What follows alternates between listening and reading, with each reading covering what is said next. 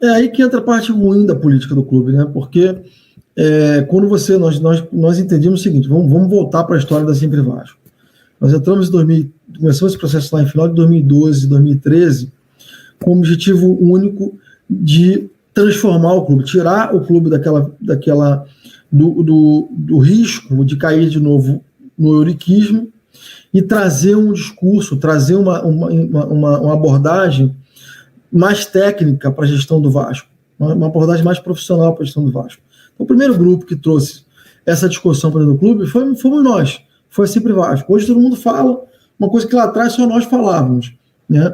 Então, nesse processo que começou em 2014 para cá, nós passamos por várias fases. 2014 e 2015, né? O Eurico foi eleito, fraude na eleição, ele foi eleito presidente. Nós entramos no Conselho da Minoria, ali era um combate constante, era briga literalmente física dentro do Conselho Deliberativo. Era discussão, gritaria, xingamento, porrada. Vocês já chegaram até a sair no carro de polícia, não foi? Carro de polícia, aí levava segurança, policial, e não sei o que, era uma coisa horrorosa. Né? Vamos para a eleição de 2018, a eleição do Campelo. Aquela eleição do golpe, né? Que eu fui eleito e depois houve o golpe do Conselho Deliberativo. Nessa eleição de 2018, houve um conselho completamente disfuncional, né? Em que o presidente conseguiu a proeza de não ter ninguém, não tinha um voto no Conselho Deliberativo, todo o próprio grupo dele ficou contra ele depois, logo quando assumiu, né? E vários grupos com várias pautas diferentes. Então, tínhamos nós com a nossa pauta, tinha um grupo ligado ao Eurico com uma outra pauta, tinha um grupo que eram os beneméritos, o Euriquinho e uma turma lá, tal.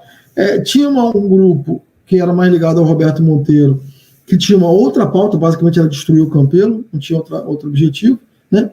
E nós ali tentando construir uma agenda que pudesse dar um sinal de vida para o clube no próximo mandato, porque ele já estava morto, a gente sabia que aquele mandato era um mandato perdido. E aí começamos a discutir a pauta da eleição direta, aprovamos a eleição direta, é bom lembrar isso, né? Que se você está vivendo isso hoje, de graça a essa nossa briga lá atrás, em 2019, depois conseguimos aprovar o voto online, que foi uma briga duríssima nossa, conseguimos em seguida aprovar o voto online, se hoje a gente vota online no Vasco, do mundo inteiro, de graça a essa briga. Quando entramos na eleição do Jorge, foi uma eleição que pela primeira vez nesse processo nosso, a gente enxergava todo o processo eleitoral. A gente conseguia ver que daquela primeira vez ali tinha chance de fazer uma eleição sem fraude e sem briga, né, e sem caos, né, uma eleição pacífica. Infelizmente, uma decisão judicial gerou um pequeno caos naquele dia, era a eleição dia 7, tinha que jogar para o dia 14, aquela confusão, faz a eleição em São Januário, que não era, aquela coisa toda, né? Mas, enfim, a eleição acabou acontecendo pacificamente e o Jorge foi eleito depois de uma eleição que nós entendíamos que fosse uma eleição muito limpa e que foi auditada por 3 auditores diferentes, independentes. Nosso auditor, o auditor deles e um terceiro auditor contratado pelo Campelo na época. Então, a gente entendeu que foi uma eleição limpa. Perdemos essa eleição. Nesse momento, qual foi a nossa postura? Foi a postura seguinte: olha, pela primeira vez na história, a gente entrou para brigar para melhorar o clube, né? Entramos para que o clube fosse pacificado e que houvesse um processo de eleição limpa. Pô, isso aconteceu. Então agora vamos colaborar, né? Agora vamos ajudar. Porque agora, finalmente, a gente tem um presidente que foi eleito. Tudo bem, a gente tinha um projeto melhor, mas os caras comunicaram melhor, né? E ganharam a eleição, por pequena margem de votos, mas ganharam a eleição. Então vamos lá levar a nossa proposta para eles. E aí começou, através do Nelson Sendas e do Osório, né, uma aproximação ali de a gente levar para o Jorge algumas das nossas estruturas. E muitas delas não eram nossas, pô. Né? Por exemplo, Pedrinho e Felipe não são nossos, pô. São do Vasco, pô. Entendeu? Eles vieram nos apoiar porque eles entenderam que tinha realmente o melhor projeto do nosso lado, de pessoas mais sérias. Né? E eles enxergaram o processo como um todo. Mesma coisa de Juninho, mesma coisa de Mundo. Né? Então, quer dizer, eles apoiaram porque eles viram que tinha um projeto melhor realmente do nosso lado. E nós colocamos essa estrutura à disposição do clube, do Jorge. Né? Coloquei os investidores que estavam do meu lado à disposição do Jorge. Nós fizemos uma parceria com a Media Pro, que é uma Globo, né, da Espanha, é quem faz toda a transmissão dos campeonatos da La Liga, é quem faz toda a transmissão, por exemplo, da Libertadores Conmebol, né, a Globo compra deles, então eles são gigantes, fazem outras coisas também, enfim, posso imaginar, produções, Netflix e tal, o campeonato francês, né? Então nós fechamos, fazem gestão de parques temáticos, fazem gestão dos museus, dos principais clubes da Europa, os caras são gigantes de mídia.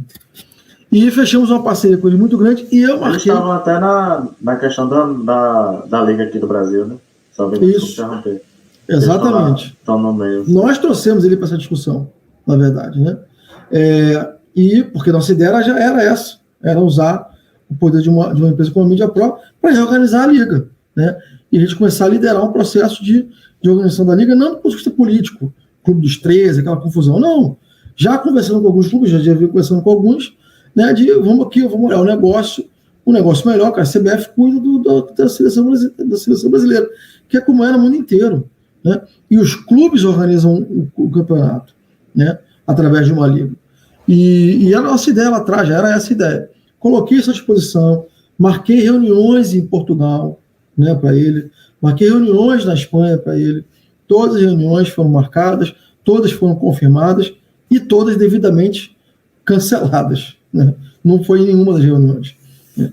Depois fizemos reuniões no futebol, já no início do campeonato, a gente viu que o time estava muito ruim, que não ia ter condição de subir, né? Quem está aí, quem pode googar, vai ver que na 8ª rodada da Série A, da Série B, 8ª rodada, eu dei uma entrevista falando sobre isso, nós fizemos uma reunião, né, que estava presente várias pessoas, Vitor Roma, Nelson Sendas, o próprio Carlos Fonseca, o Jorge, falando sobre isso, né? Então, nós temos uma estrutura, vamos colocar os caras para dentro, são caras que estão identificados com o clube, né, que vão entrar no vestiário, vão ajudar a modificar, pelo menos minimamente modificar aquilo que a gente está vendo no vestiário, que era muito mais do que simplesmente falta de habilidade de futebol. Ela não estava jogando, não estava querendo jogar bola, né?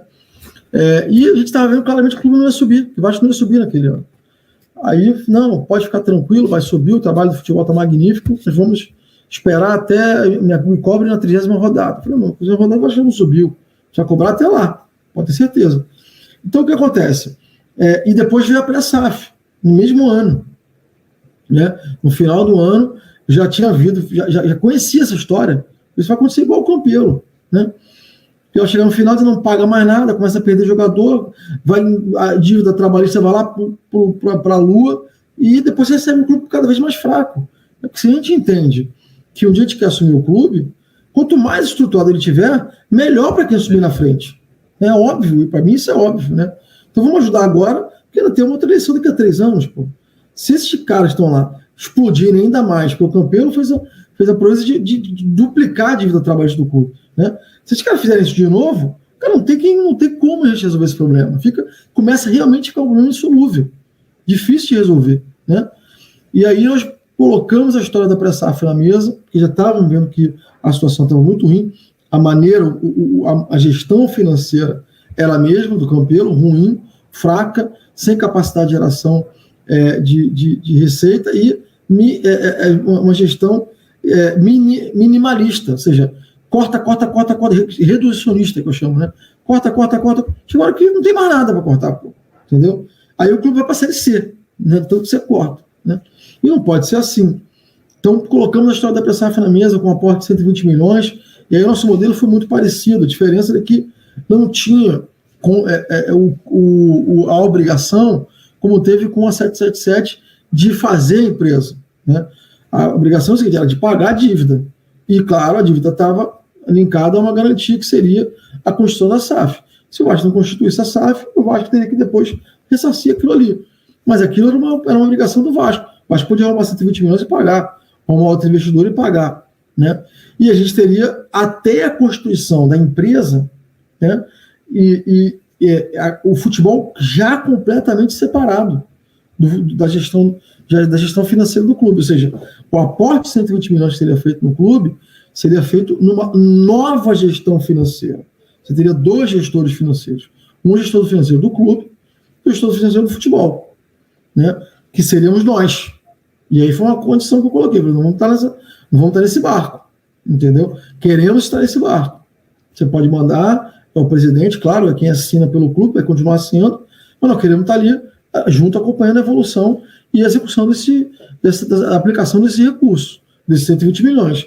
Isso não pode ir para pagar outras coisas que não seja melhorar o clube, melhorar o futebol do clube.